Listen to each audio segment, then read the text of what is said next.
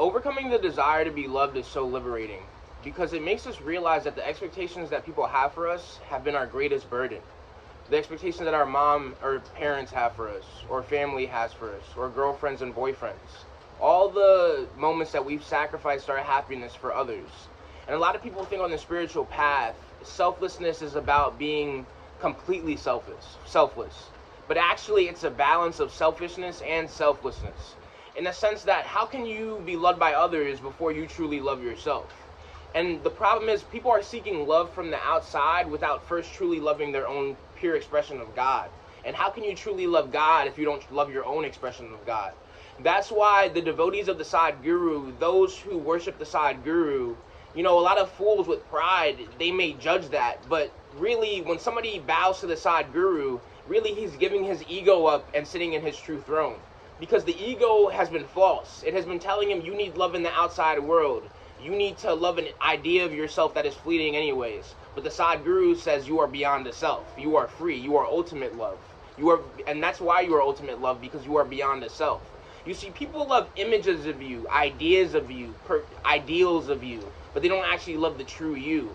And it's so rare that, people, a lot of them love fake gurus or fake sages, in a sense that they portray an ideal image of a sage, but then you have sages like Tilaropa, who was a hunter, and he actually would murder living beings, but at the same time he was also a sage. He was detached from what he was doing. He was a hunter, but he was using the food for sustenance. It wasn't to satisfy his ego, because he realized he has no ego. And that's the beauty of people who are devoted to the guru or devoted to the sages, is that they realize that having an ego, having an identity, thinking I'm higher than thou, it leads me nowhere. Because when you're truly confident in yourself, you don't need validation from another place, and you don't even need validation from your own mind. You just are as you are. You just be, and you're in your own authentic expression of God, not worried about if people love you or if people hate you, because there will be so many instances in life where people will criticize you, and then people will also love you the next day. It's hilarious that you'll have 100 people who love you, 10 people who hate you, and then the next day you have 100 people who hate you, and then 10 people who love you. That's why we have to go beyond love and hate. That's why we have to go beyond this idea of others. Sage Ramana Maharshi was asked by a student, a devotee, how should we treat others? And Ramana Maharshi says there are no others.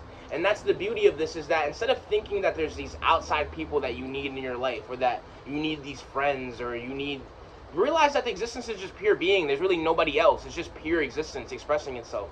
But your problem is that you think you need love on the outside, because you don't realize that you are God. You don't realize that what anybody ever says about you is not true. And it can be true in a moment, but it can't be true forever.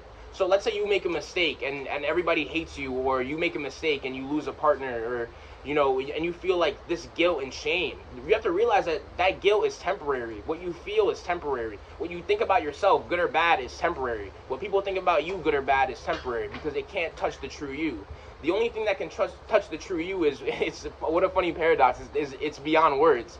The only thing, or the only word that can touch the true you is beyond words. That's hilarious? And that's the beauty of the truth, is that you can only really find it in the silence. Of course, we have to practice to master being in the silence, but and learn under the Sadguru, who is always pointing to the inner silence. We also realize that there's nothing really to do in this world. There's nothing to have, there's nothing to see, and there's nothing to be but just what you are. But you have so many people, they'll get caught up in trying to meet ideal images to get a certain something from somebody. It's like people wonder, why don't people love me for me? Well, you don't even love yourself for you. And that's the problem, is that you're so caught up in trying to appease people that you can't even find the true you. You can't even let them love the true you. And this is a beautiful story, Sage Chongyam Trungpa Rinpoche, and I will always call him the Buddha of all Buddhas. I love the Sage Chongyam. He was beautiful, amazing. He had the balls of 1,000 enlightened Buddhas, because for him to do what he did, especially in America, to be so authentic and such an authentic sage, especially the political pressure that he had from that, that's the Tibetan culture, and the white people, they want to have their little soft-spoken dog pet guru that appeals to whatever image they have, and it's beautiful how he was just authentically himself. But there was a story about how he was holding a lecture, and the students had said he appeared belligerently drunk. in a sense that he couldn't even keep himself together. He couldn't even talk. And they had to carry him out of the lecture. And as soon as he got in the elevator, they carried him in the elevator. He was a completely normal. And it's beautiful because the reason he did that is, one, he was bored. He just wanted to leave. So he came up with an excuse, right? And two, he wanted to test to see, do these people really love me? Are they really going to see past the games I'm showing them? Or to see the true me? Or are they just caught up in trying to see fulfill their spiritual materialism and their spiritual ego and spiritual superficiality? It's like, oh, a young Tibetan monk, came from, how people love that, like, glorious, it's dangerous when you get caught up in even spiritual superficiality. And I love Sage Chongyam Rinpoche because he gave people who didn't grow up in some spiritually superficial background. I'm not saying that the Tibetan culture is bad, but most of the people in the Tibetan culture aren't even enlightened. They have a few sages. You know what's beautiful about Tibetan culture is their devotion. It's not like most of them are not enlightened, but their devotion is beautiful. But not all of them are enlightened. A lot of them have like politics and just weird stuff. Like even that video of the Dalai Lama. I don't want to talk about it in the video, but because it's so disgusting. But it's like a Sage Chongyam Rinpoche is more holy than a Dalai Lama. Yet, because the Dalai Lama is in some given position, you know how humans are so simple. When they see, oh my God, he was given that position, he's so amazing. But then they criticize a Sage Chongyam Rinpoche, who's a true sage. And then the Dalai Lama is respected by the thousands of fools, the majority fools. So you see why you can't worry about being loved by this stupid world. They're very superficial. And that's why I keep saying I love Sage Chongyam Rinpoche for having the strength and the courage to defy what people wanted of him so he could truly help them. Because a lot of people think a sage is going to appear how you want him to be.